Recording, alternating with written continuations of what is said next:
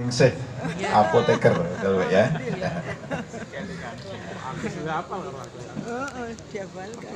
Segenap pimpinan daerah Aisyah, ketua-ketua PCM dan PCA,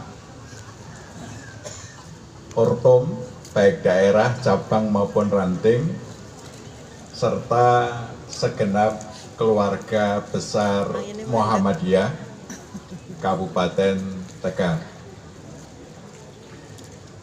Pertama-tama perkenankanlah saya menyampaikan tahniah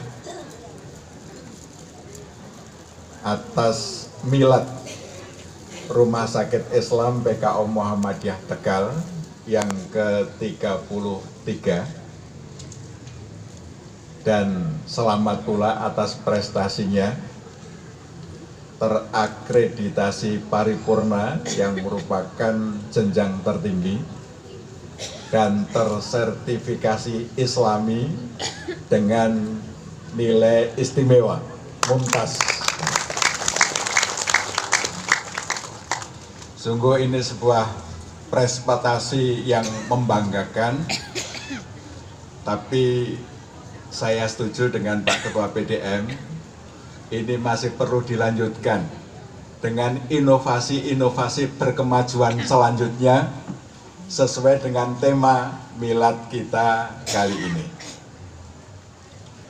Bapak Ibu sekalian, sesungguhnya Rumah Sakit Islam Tegal ini bagian dari inovasi berkemajuan. Dan rumah sakit di negeri kita itu juga merupakan bagian dari inovasi berkemajuan. Ini terjadi ketika tahun 1919 Kiai Sujak di dalam Kongres Muhammadiyah diminta untuk mempresentasikan apa yang mau dilakukan oleh Majelis PKO. Waktu itu belum majelis namanya, masih bagian PKO. PKO itu penolong kesengsaraan umum.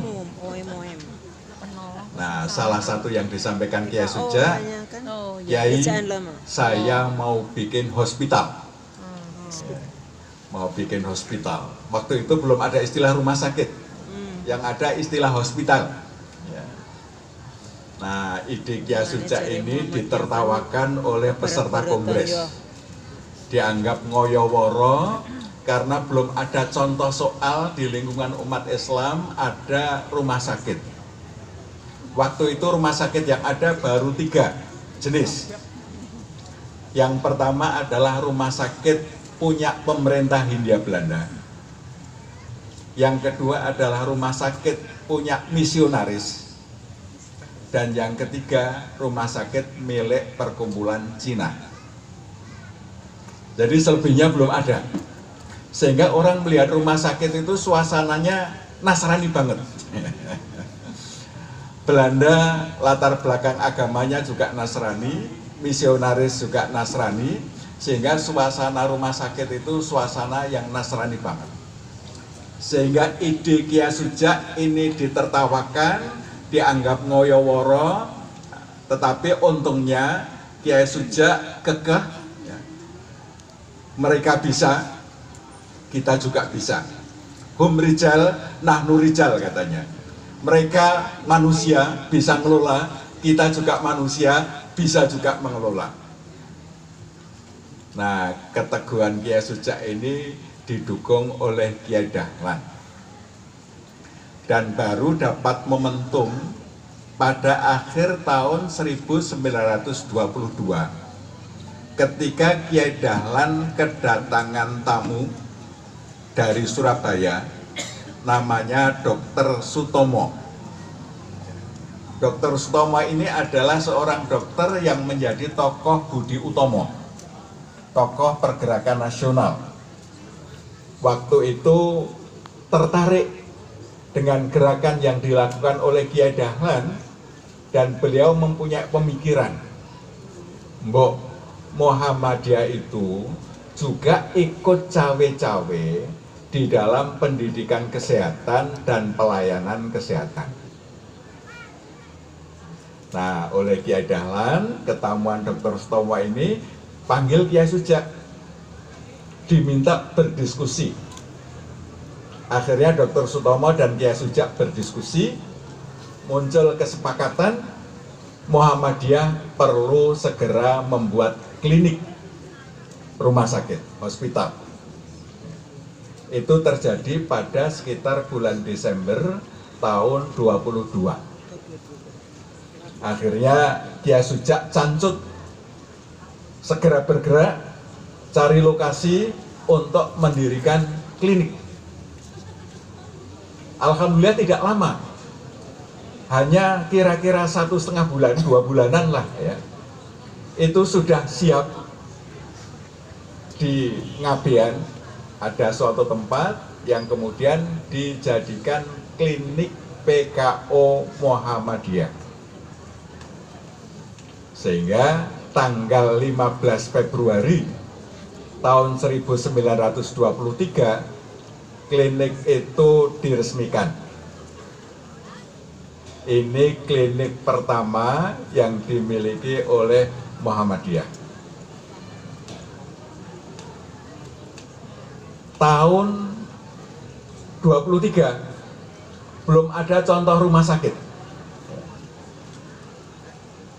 Apa yang terjadi di Jogja, kemudian diikuti Dr. Sutomo dengan menyiapkan klinik di Surabaya, yang kemudian diresmikan tahun 24. 1 tahun kemudian itu menjadi klinik Muhammadiyah Surabaya, yang waktu itu Dr. Sutomo diangkat oleh Kiai Dahlan, oleh Hofbestur Muhammadiyah, sekarang PP, itu menjadi medis advisor, menjadi penasehat medis bagi Muhammadiyah, Dr. Sutomo.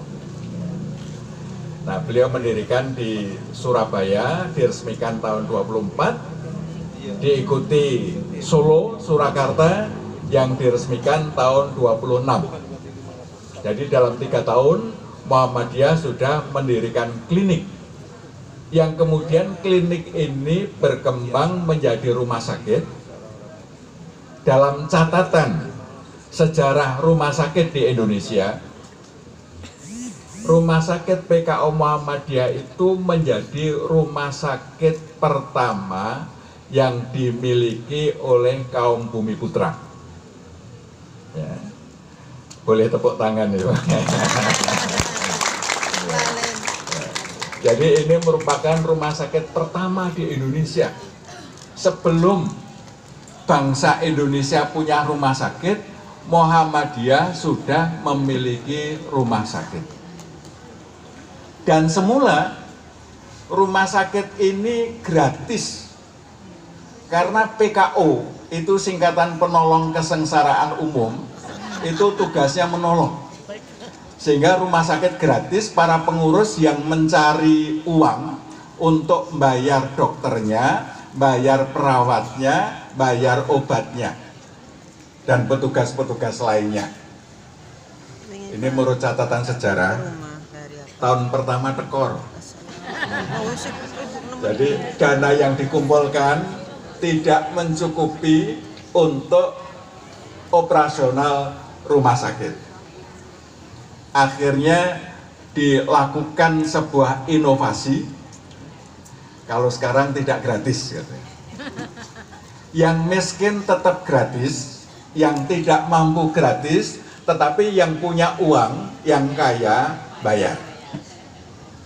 Nah, sehingga itu kemudian menjadi pola rumah sakit Muhammadiyah melayani yang miskin kalau perlu digratiskan, yang kaya-kaya bayar. Dan ini filosofi menolong ini, Bapak Ibu sekalian, menurut saya menjadi rumus keberhasilan Muhammadiyah di dalam mengembangkan rumah sakit. Sekarang rumah sakit Muhammadiyah sudah ada 120 rumah sakit yang sudah jalan. Masih ada yang dalam proses pendirian, belum jalan. Dekat sini ada di Batang, itu masih belum jalan. Ada di Samarinda, ada di Pontianak, ada di Bengkulu, ada di Merauke, ada di Lombok, ya. Itu sedang mendirikan rumah sakit, belum selesai, masih jalan. Sehingga kalau dengan yang sudah jalan, kita sudah ada 130 lebih. Tapi yang sudah operasional ada 120.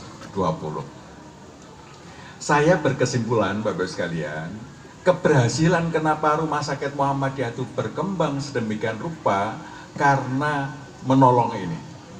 Filosofinya adalah untuk menolong.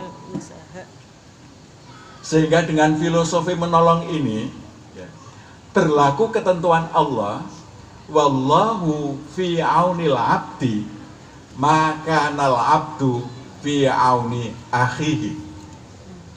Allah akan senantiasa menolong hambanya selagi hambanya itu menolong saudaranya. Nah, kita menolong saudara-saudara kita yang perlu pengobatan, kita tolong untuk mendapatkan pengobatan. Yang mampu membayar sharing, yang tidak mampu membayar gratis. Rumah Sakit Muhammadiyah itu kebanyakan dimulai oleh orang-orang yang tidak mempunyai profesionalitas di bidang rumah sakit. PKU Muhammadiyah yang mulai Kiai Suja. Kiai Suja itu kiai, nggak ngerti manajemen rumah sakit, nggak ngerti manajemen klinik. Dan banyak ibu-ibu Aisyah mendirikan rumah bersalin, tidak ngerti bagaimana manajemen rumah bersalin. Yang penting ini ibu-ibu Aisyah semangat gimana kita punya rumah bersalin. Ya. Ini semangat ibu-ibu, ya, termasuk bapak-bapak juga semangat gimana kita bikin klinik. Ya. Padahal yang ngerti manajemen klinik tidak ada, yang ngerti manajemen rumah bersalin tidak ada. Tapi terus merekrut bidan, merekrut dokter, yang ngerti manajemen, akhirnya mereka bergabung dengan Muhammadiyah, dengan kemampuan profesionalnya, ikut mengembangkan. Nah, sehingga kaum profesional sekarang sudah bergabung dengan Muhammadiyah, mengembangkan rumah sakit Muhammadiyah menjadi bagus-bagus. Sekarang ini banyak rumah sakit Muhammadiyah yang menjadi idola bagi masyarakat-masyarakat di sekitarnya. Saya yakin Tegal ini termasuk idola ini. Ya. Di Jawa Timur ada Lamongan, di Jogja ada PKO, ya. Ini menjadi tempat pilihan utama masyarakat untuk mendapatkan layanan kesehatan. Padahal yang mengawali tidak profesional, tetapi karena niatnya menolong, Allah menghadirkan orang-orang yang profesional untuk ikut mengelola sehingga rumah sakit kita menjadi bagus.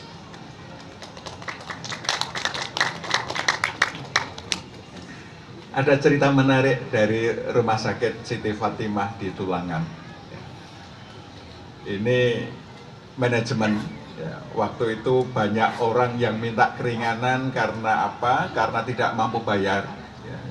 Sebelumnya selalu dicari alasan kalau bisa apa yang bisa disita atau apa yang bisa ditinggal. Ya. Ada yang ninggal BPKB, ada yang ninggal surat tanah, ada yang ninggal apalah yang bisa, ninggal motor, ya. Untuk apa? Untuk memastikan bahwa nanti akan datang bayar. Tapi kemudian ada sebuah kebijakan, ya. Ini direktur yang baru kemudian membuat kebijakan, orang yang miskin itu mesti kita layani dengan baik. Dimuliakan orang yang miskin itu. Akhirnya diambil kebijakan, yang nggak mampu bayar gratis. Pulang diantar pakai mobil rumah sakit. Diberikan paket sembako. Sudah gratis, pulang diantar, disangoni paket sembako. Apa yang terjadi, Bapak Ibu sekalian? Setahun kemudian SHU-nya justru meningkat 2 kali lipat. Padahal kalau dilihat ini gratis kan, orang ngasih paket sembako mestinya kan kurang ya untungnya.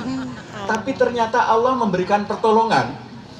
Rumah sakit itu mendapatkan sisa hasil usaha 2 kali lipat dibandingkan dengan sebelum melakukan kebijakan itu. Ini sesuatu yang kita tidak kira-kira, karena pertolongan Allah datang.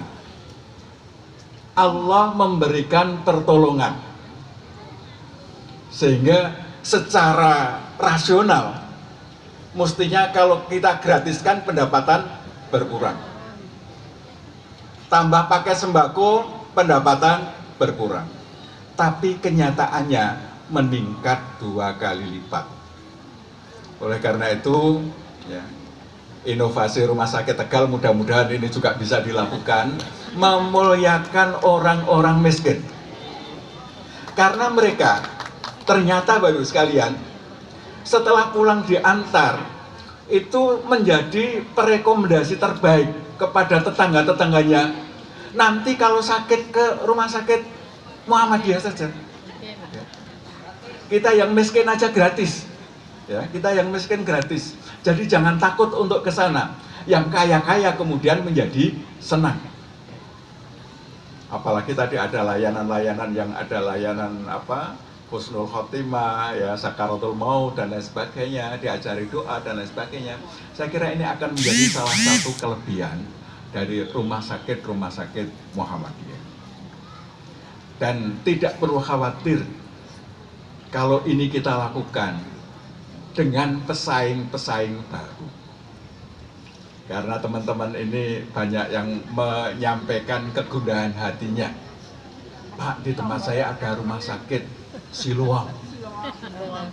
Di tempat saya ada Hermina. Di tempat saya ada rumah sakit baru ini. Bagaimana ini? Kita nanti nasibnya bagaimana? Saya punya keyakinan, kalau filosofi untuk menolong ini tetap kita pegang teguh, nanti pertolongan Allah akan datang. Allah akan ngatur kita itu tidak akan mati. Allah akan ngatur kita akan tetap berkembang dengan baik. Maka filosofi menolong itu ampuh. Maka kalau kita menggunakan ini, insya Allah ini akan menjadi kesuksesan kita. Mohon maaf Pak Ketua, kenapa Majelis Ekonomi itu sampai sekarang belum ada contoh suksesnya menjadi pengembang ekonomi umat yang sukses. Menurut saya letaknya karena paradigmanya mencari untung. Meskipun mencari untung itu kemudian embel-embelnya, nanti kalau kita untung besar, ini kita gunakan untuk kepentingan dakwah. Niatnya betul ya, tapi ini cari untung. Nah, kalau niat kita cari untung, filosofinya cari untung, maka berlaku hukum pasar. Siapa yang bekerja lebih kuat, lebih keras, dia akan lebih sukses. Pertolongan Allah di situ campur tangannya kecil. Karena apa? Ini niatnya cari untung. Sehingga kita melihat kisah sukses Majelis Ekonomi belum terasa. Beda dengan kisah suksesnya rumah sakit dan pendidikan. Karena filosofinya adalah menolong. Termasuk pendidikan kita, filosofinya untuk menolong orang yang belum mendapatkan pendidikan. Sehingga perkembangannya luar biasa. Sekarang ini Bapak Ibu sekalian, tidak ada organisasi non-pemerintah di dunia ini yang memiliki amal usaha pendidikan seperti Muhammadiyah. Jadi di dunia ini Muhammadiyah terbesar untuk pendidikan. Di bidang pelayanan kesehatan di dunia ini tidak ada organisasi non-pemerintah yang mempunyai layanan kesehatan sebesar Muhammadiyah. Jadi ini merupakan kisah sukses. Coba ekonomi di switch sedikit. Ini adalah nulung orang-orang yang memerlukan layanan ekonomi.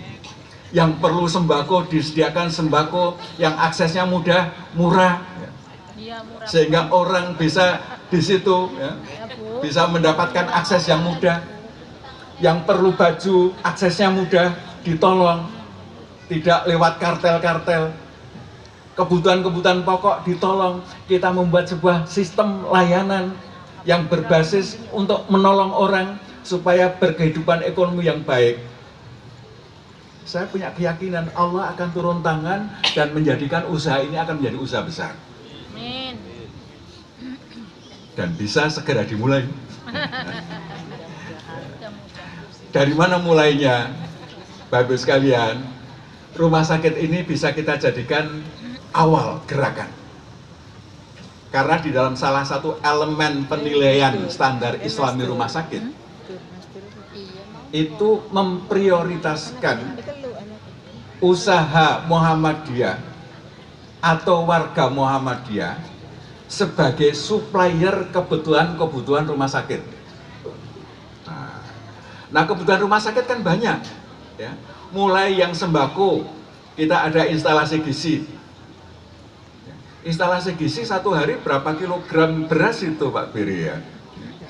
Sayurannya, bumbunya, nanti ya telurnya, dagingnya, itu banyak sekali. Itu kalau yang menyediakan warga Muhammadiyah, akan ada warga Muhammadiyah yang berkembang ekonominya lewat menjadi supplier rumah sakit Islam PKO. Hampir tiap hari ada rapat pakai konsumsi. Kalau yang menyediakan cateringnya warga Muhammadiyah, warga Aisyah, catering warga berkembang. Nanti meningkat lagi alkes, ada kasa, ada linen, ada apa namanya outsourcingnya, yang parkir, yang cleaning service. Ini usaha-usaha yang bisa menjadi awal dari mengembangkan usaha warga Muhammadiyah menjadi kuat. Nanti kalau sudah punya pengalaman bermitra dengan rumah sakit bagus, peluang untuk bermitra dengan rumah sakit di luar Muhammadiyah, kan banyak rumah sakit di Tegal.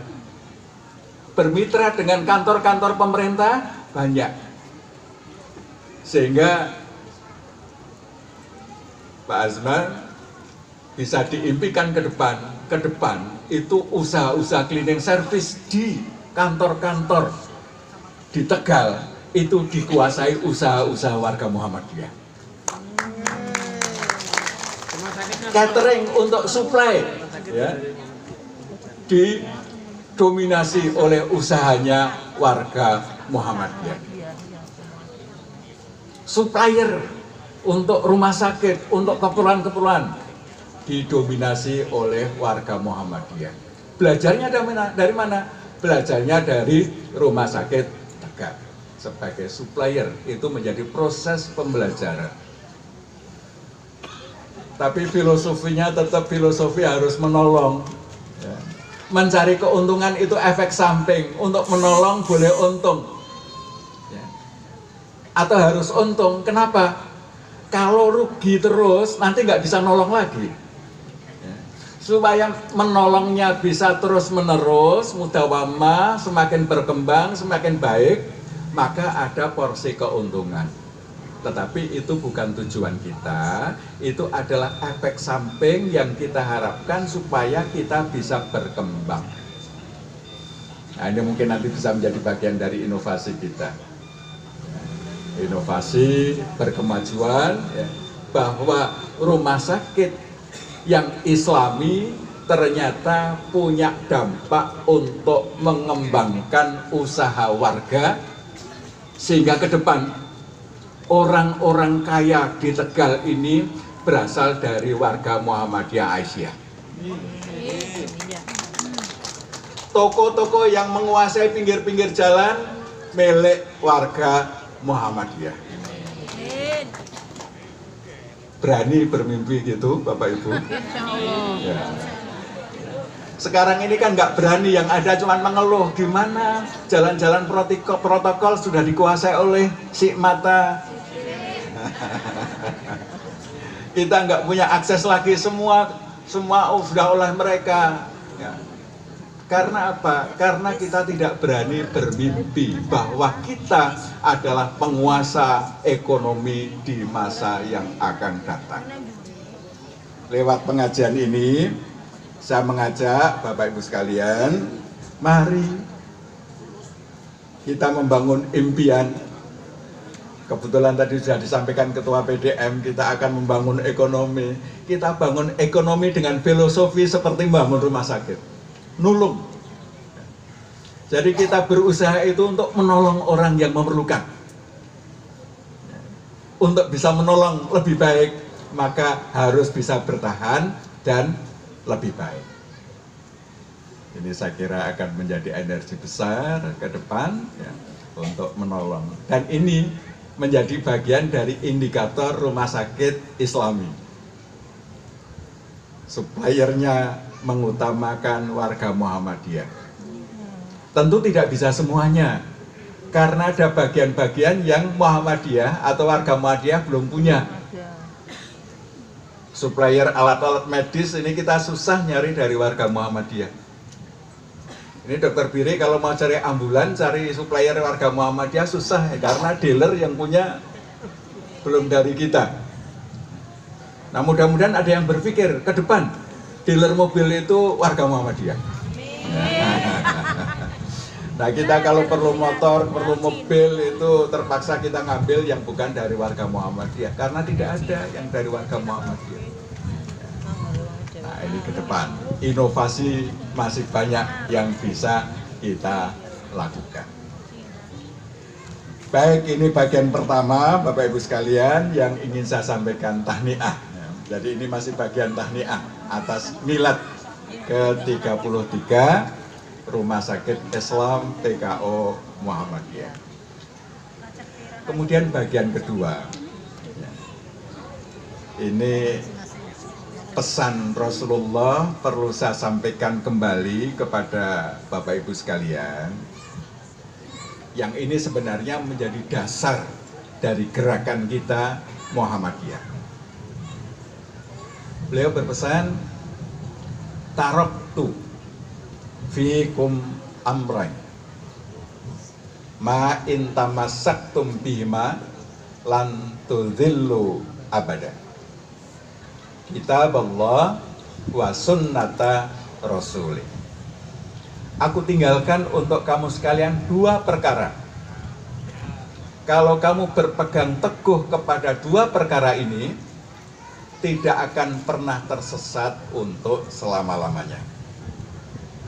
Yakni kitab Allah Al-Quran dan sunnah Rasulnya. Bapak sekalian, untuk bisa berpegang teguh, kita perlu paham, kita perlu mengerti, sehingga kita bisa berpegang teguh. Ketika kita tidak paham, kita tidak mengerti, maka sulit untuk bisa berpegang teguh. Persoalannya, fakta yang saya temukan saat ini, yang bisa baca Al-Quran dengan benar ternyata lebih sedikit daripada yang bisa baca dengan benar, dengan baik. Ini yang saya temukan, tapi saya yakin tidak di sini. Ya. Kalau di sini lebih banyak yang lancar bacanya. Ya. Tidak di sini loh, kecuali. Ini saya pernah melakukan evaluasi assessment terhadap karyawan rumah sakit yang saya pimpin. Ada 450-an karyawan. Ya.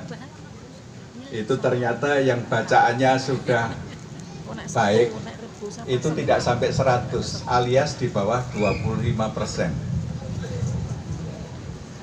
Karyawannya Dokter Biri insya Allah lebih banyak yang sudah bisa. Ya. Ini dulu saya dapatkan demikian.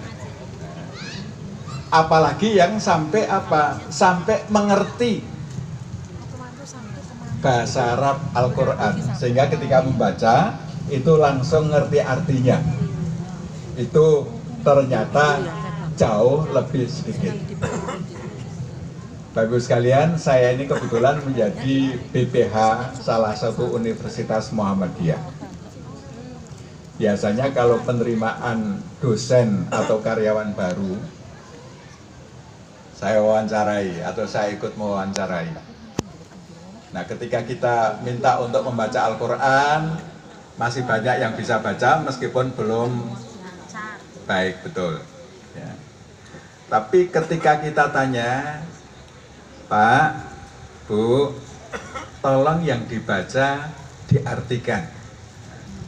Hampir semua jawabnya dengan tersenyum. Loh, kok tersenyum gimana? Ya nggak bisa gitu ya. Itu yang saya temukan. Kalau yang bisa membaca hanya seperempatnya, yang bisa mengartikan ternyata nggak sampai 1%. Di Tegal, Pak Azman? Sama. Kondisinya? Sama. Sama. Masya Allah. Ya. Jujur ya. Ya. Jujur ya. Kalau sama berarti kita belum bisa mendasarkan hidup kita dengan Al-Quran. Ya. Kita itu tiap hari memutuskan untuk melakukan sesuatu atau tidak melakukan sesuatu. Itu berapa kali keputusan? Ada 10? Lebih ya. Mungkin 100, mungkin 200 keputusan. Termasuk Bapak Ibu sekalian mau menghadiri acara pengajian Hari Bermuhammadiyah, tadi kan memutuskan. Bapak Ibu memutuskan hadir. Tapi banyak yang memutuskan tidak hadir. Itu kan keputusan. Ada yang memutuskan meninggalkan tempat sebelum selesai karena kepentingan tertentu. Ada yang memutuskan sampai selesai baru. Ini keputusan-keputusan. Nah, keputusan-keputusan kita itu sudah didasarkan Quran dan As-Sunnah atau belum, bergantung dari pemahaman kita terhadap Al-Quran dan As-Sunnah.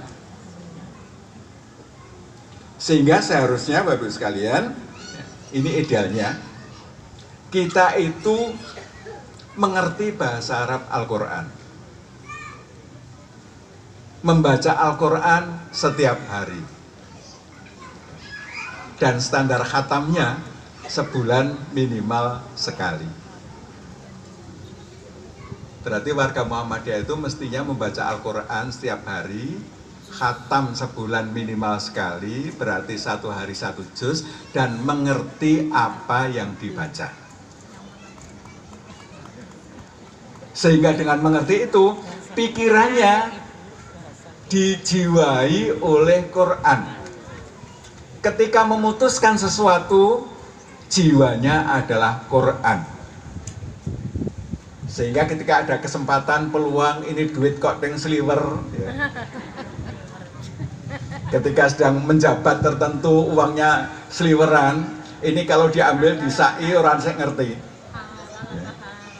Jadi kalau yang dijadikan jiwa pikiran itu Quran, ini meskipun teng sliwer disai orang saya ngerti, dia tidak akan melakukan. Tapi kalau jiwanya bukan Al-Quran, mumpung ora ono sik ngerti, disai. Itu makanya di Indonesia korupsi banyak sekali, karena apa? Tidak dijiwai oleh Al-Quran. Memutuskan untuk mengambil yang bukan haknya.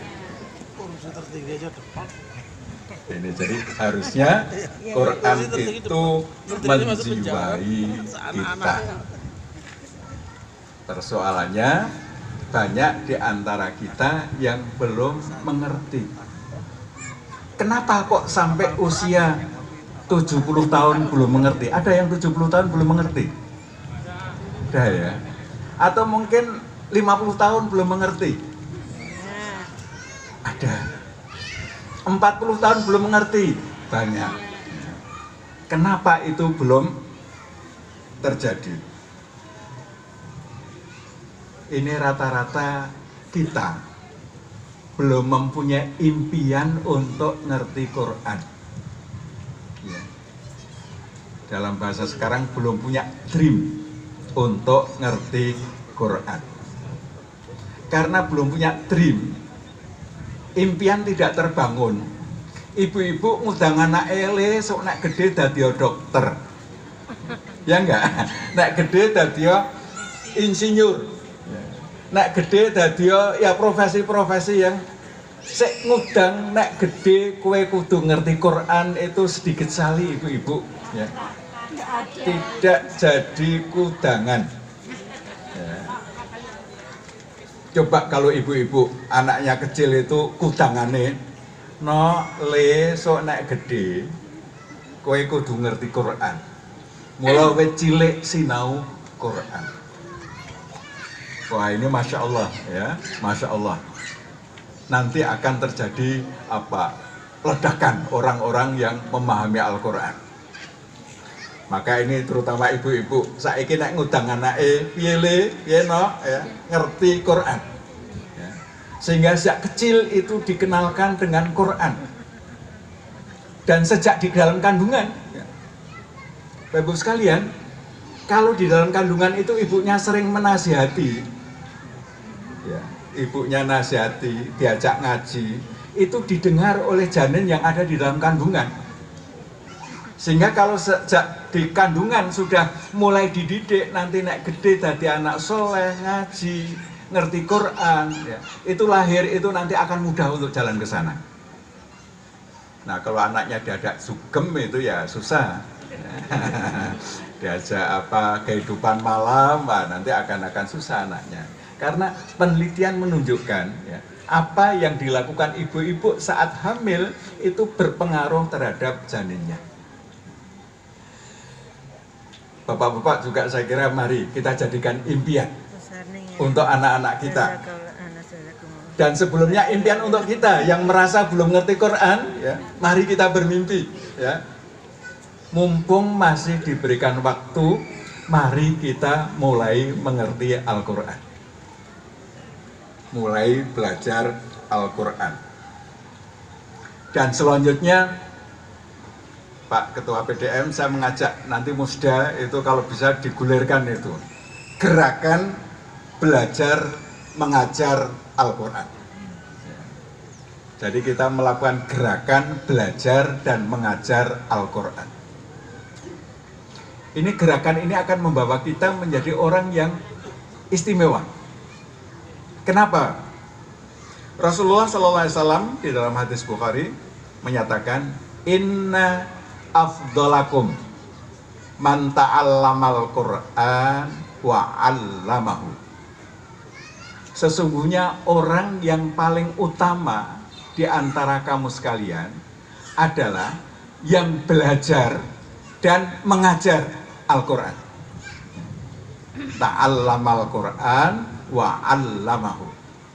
Jadi ketika kita belajar, kita mengajar, maka kita menjadi orang yang paling utama. Saya mengajak mari kita jadikan ini menjadi gerakan Muhammadiyah sak Tegal. Belajar mengajar Al-Quran. Semuanya belajar dan semuanya mengajar. Bapak-Ibu sekalian, saya dan tim alhamdulillah berhasil menyusun MBBA, buku Mari Belajar Bahasa Arab Al-Quran.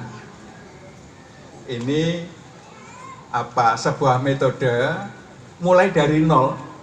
Kita belajar bahasa Arab, tapi bahasa Arab Al-Quran, bukan bahasa Arab muhadzatsah, bukan untuk ngomong, ya, tapi untuk memahami Al-Quran. Ya.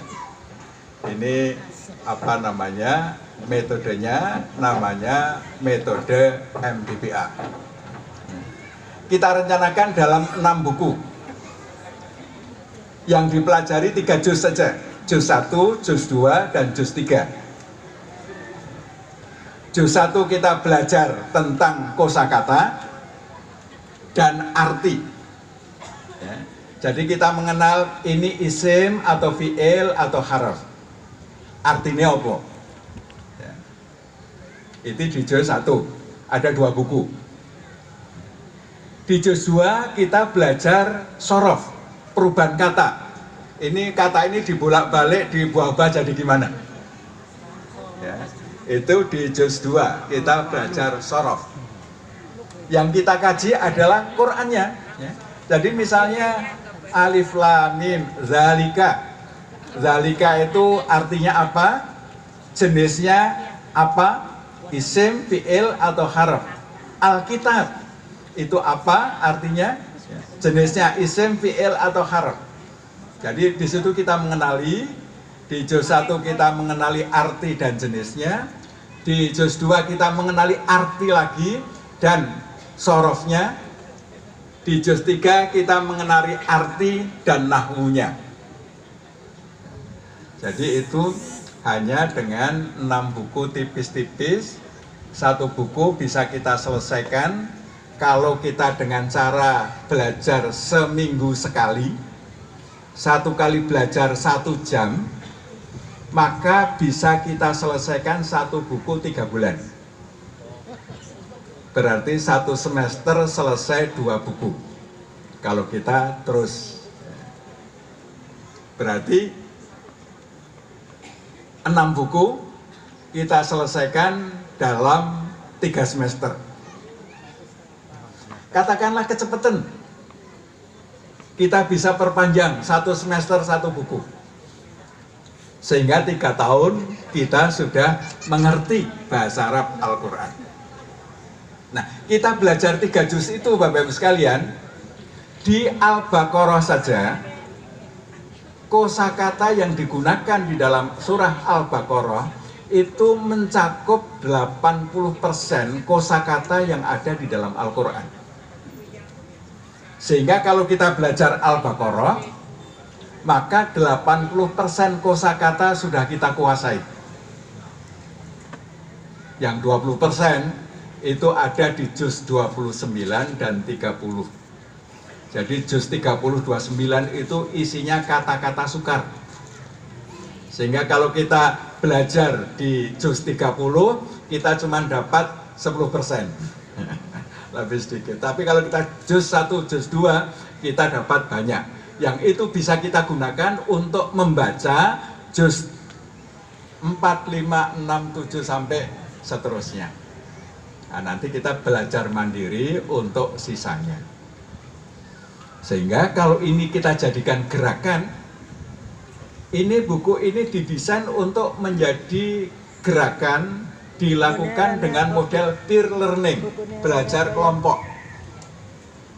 Nanti yang selesai buku 1, naik ke buku 2, bisa ngajar buku 1 ke yang lain. Di situ kita belajar buku 2, mengajar buku 1. Sehingga untuk bisa ikut mengajar, tidak perlu menunggu sampai khatam 6 buku. Jadi Bapak Ibu yang sudah selesai buku 1, belajar buku 2, sambil ngajar buku 1. Nah, sambil ngajar nanti, buku 1 makin lanyah, makin ngelotrok.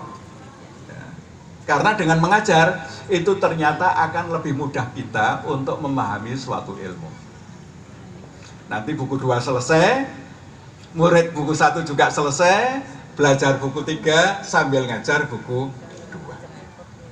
Sehingga ini nanti bisa menjadi gerakan, kita bisa mengajar orang-orang di sekitar kita. Nah, impian kita Bapak sekalian, ya, mari kita mulai. Ya, mari kita mulai.